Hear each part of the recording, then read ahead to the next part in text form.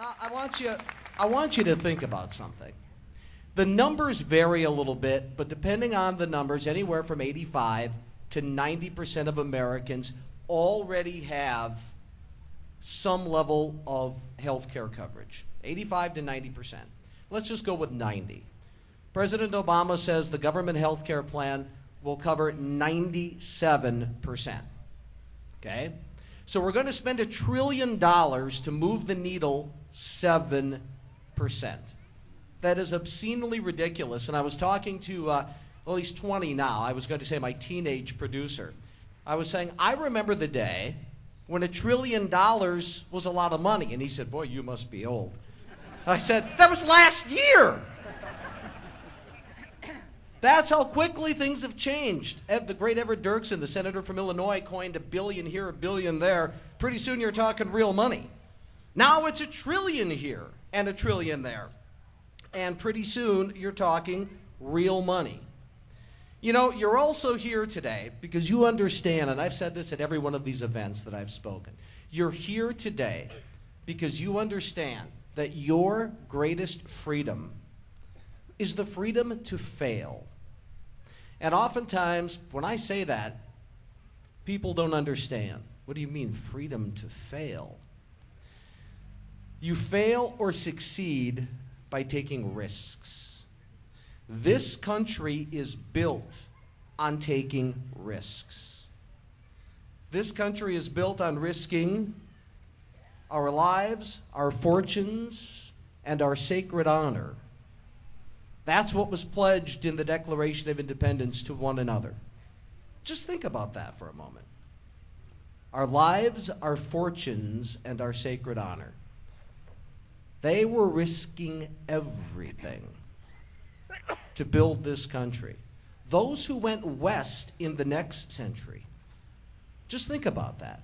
If they didn't risk their lives, everything they had, because they felt there was something on the other side of this continent, we would be from sea to shining Mississippi. Just think about that. Limiting risk limits reward. Limiting risk limits opportunity. Right now, you have a government that thinks it can take the risk out of everything. If you take the risk out of everything, you take the reward out of everything, and that's when you stop growing.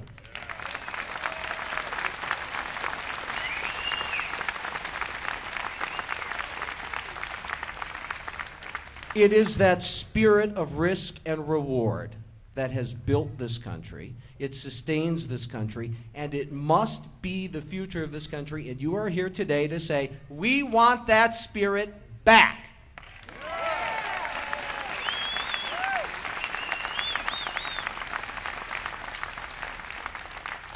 This country cannot continue to grow if it doesn't grow by people who are willing to risk their life savings to start a company, willing to risk whatever they have for a better future. But there's another risk today that I want to talk to you about. And I want to go back to the beginning, where I mentioned the way those at the tea parties, or I'm sorry, at the listening sessions were called AstroTurf. They were paid to be there. No, that's actually the other side that pays theirs to be there. Anybody pay you to be here today? Yeah, I didn't think so. I get 50%. Now, that marginalization was intended as intimidation to try to shut them up. A good friend of mine, and this story didn't get a lot of play down here unless you listen to my show. A good friend of mine, and Heather is a good friend of mine, went to a listening session, and Heather is just a mom of 4 down the street. She used to be a member of the Republican Party. A liberal reporter in Green Bay did a hit job on her, called her an operative, which Keith Olbermann and Rachel Maddow and the whole left media picked up. This woman probably still receives hate mail to this day. Why? Because she went and spoke her mind. That is the other risk here today. The belief system that those on the left wish to believe is everybody agrees with the direction the country is going. And it pains them. And this is why I was wrong about events like this. It's not time to end these. Because when they see you out there, it is a painful reminder you're real.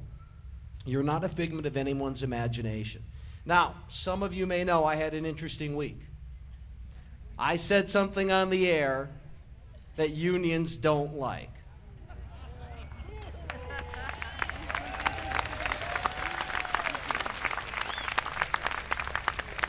I said to vote to end your own job is like belonging to a cult.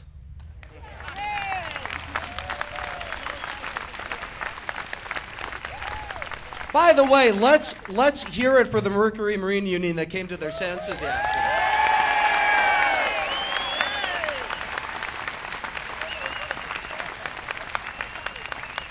Gee, the company actually gets to run the company. What an anti-American thought that is. Now, the local union that represents Kohler employees started a boycott of my show. They said they would boycott the show, boycott the station, and they threatened to go to advertisers and say, we're going to boycott you if you keep advertising at WHBL in Sheboygan. My management had a conversation with the union leader, and the union leader said, Jerry needs to be fired.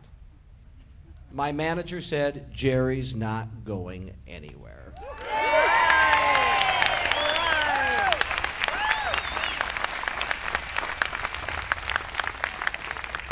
Do not ever be intimidated to speak your voice in public. And let me tell you right now, a White House that tries to get your neighbors to squeal on you if you say something fishy is not the America I grew up in.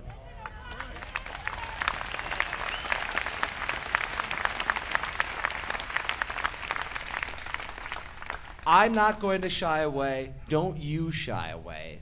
Those who share our vision of this country have to know we are not going away.